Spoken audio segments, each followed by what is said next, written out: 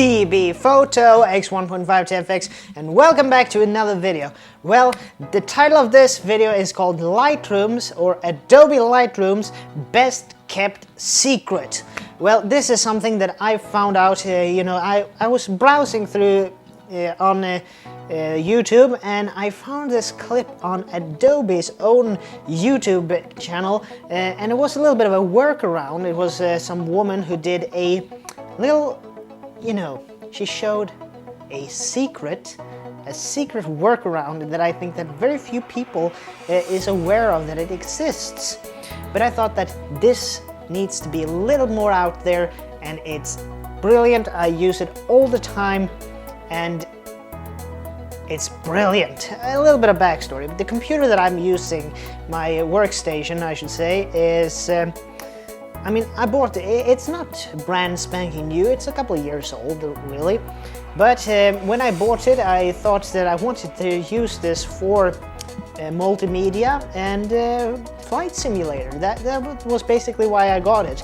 It has a Intel i7, the 3770K 4-core 8 threads clocked to 3.50 gigahertz. It has 16 gigs of RAM, and it's currently running Windows 10 Pro. So for multimedia programs and things like FSX, Flight Simulator X, X-Plane 10, and DCS or Digital Combat Simulator, that was what I originally purchased the computer for. And I bought it from these guys, komplett.se, which is more or less one of Scandinavia's best online retailers for computers. And their business model is basically that you can, when it comes to gaming computers and multimedia, whatever, you can basically mix and match what you want, and they'll build the computer for you. I might be in the market to upgrade at least the graphics card in it in the future. But that's another story. Anyway, when I'm editing my videos like so, what I'm using is this old program actually. It's Pinacell Studio 16. It was really great when I bought it, and when it came out, it had some really advanced features like 3D and full HD, and you can get 6 tracks. Yeah, it was very advanced for its time. It could use green screens and so on, but today this it can't really keep up with what is demanded when it comes to, I don't do 4K yet, but this program, I don't really think it can handle 4K. The maximum this can do is 1080 or full HD. But anyway, the problem with this, that it starts to show its age, this program Studio 16. That is because when I take my high-resolution pictures that I take with my cameras or scan negatives, and I use this program, it kind of dulls down and sucks contrast from the pictures. If I put examples up here, they don't look as good as when I'm browsing them in just the ordinary picture browser, or when I look at them in Lightroom. So, as stated, what is then the little secret with this then, Adobe Lightroom? I have the hard copy version of Lightroom 6.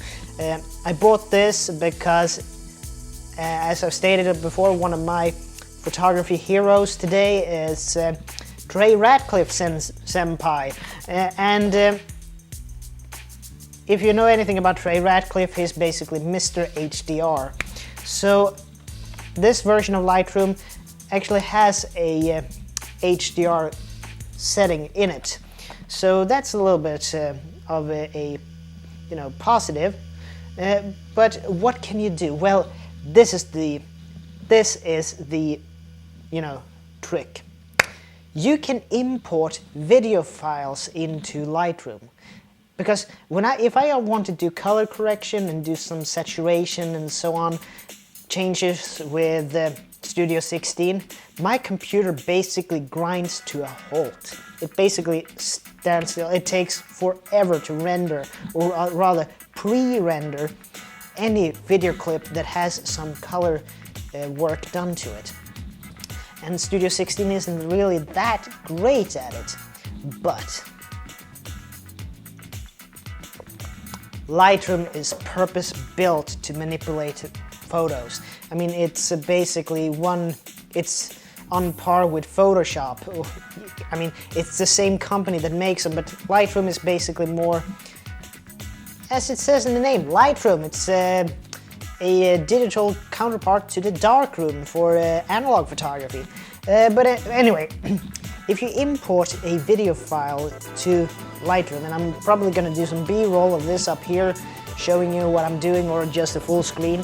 You put it into Lightroom and you grab a frame, a still frame from the video file, and then you can edit that still frame in Lightroom that you have made into a picture.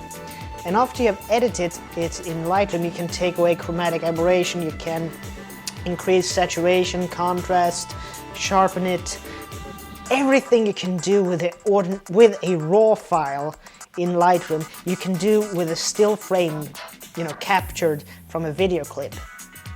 But then when you're done, you press synchronize, and you synchronize your still frame with the video clip that you took it from. That will actually render the entire video clip with the same changes that you did to that still frame.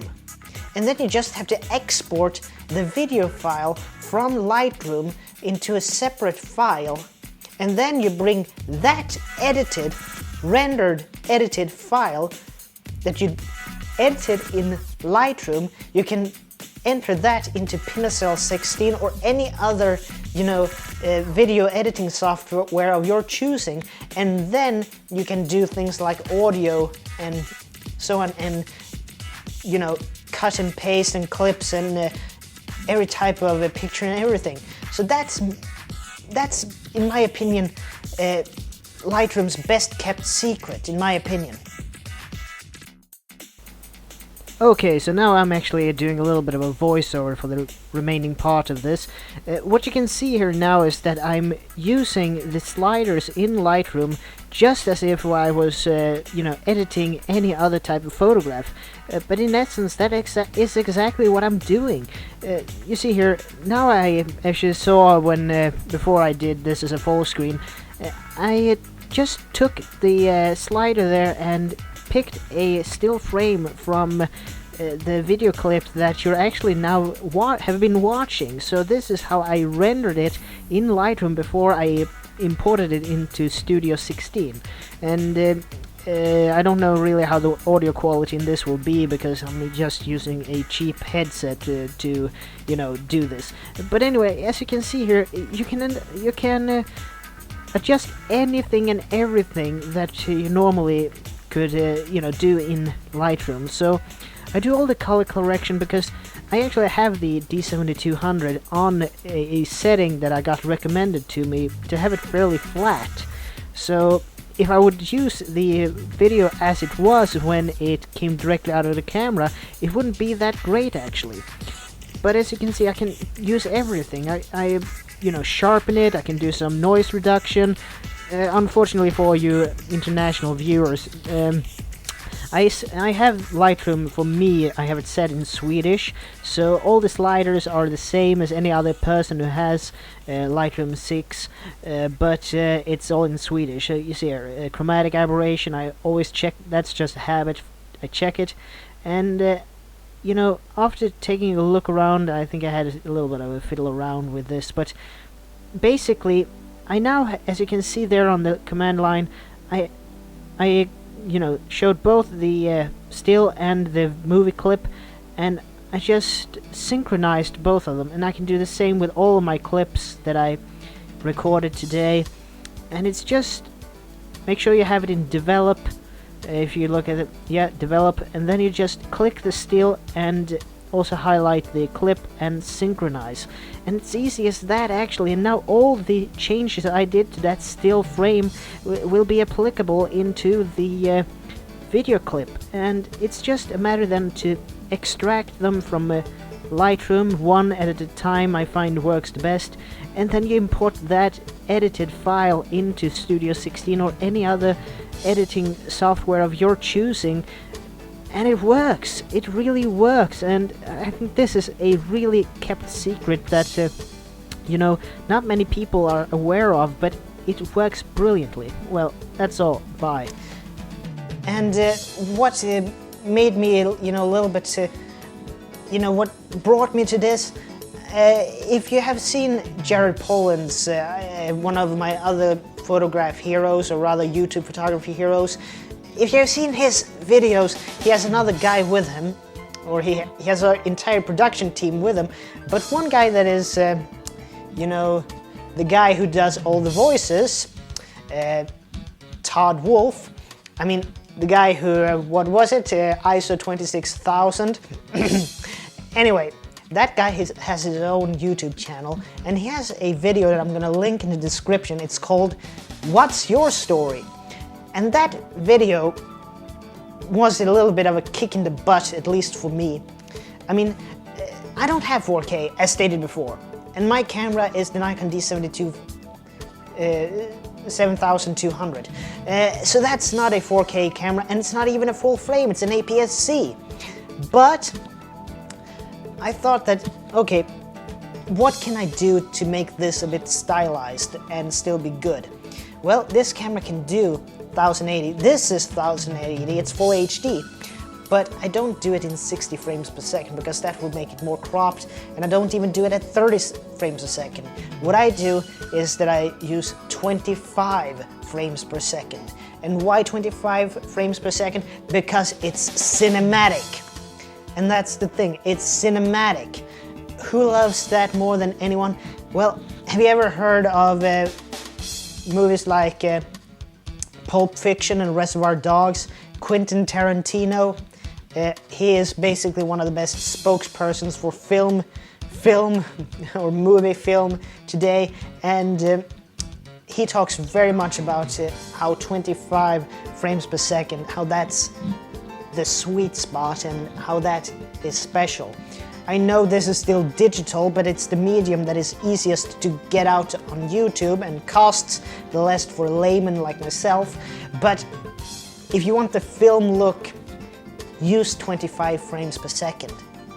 So yeah, link in the description, and I'm probably gonna do some other B-roll of this, maybe a little bit of voiceover, how I work in Lightroom and so on to make the videos. But anyway, this is Tobias Bergstrom from T.B.Photo X 1.5 to FX, and I'd like to see you guys in the next video. And as always, please like, share, comment, and subscribe, as you apparently should say in this YouTube malarkey. And also, as I stated in my previous video, I've also had recently gotten a Patreon, so link in the description. No pressure whatsoever. It's just for fun, if you enjoy these videos. Anyway, thank you very much for watching, and I'll see you in the next video. Take care. Bye.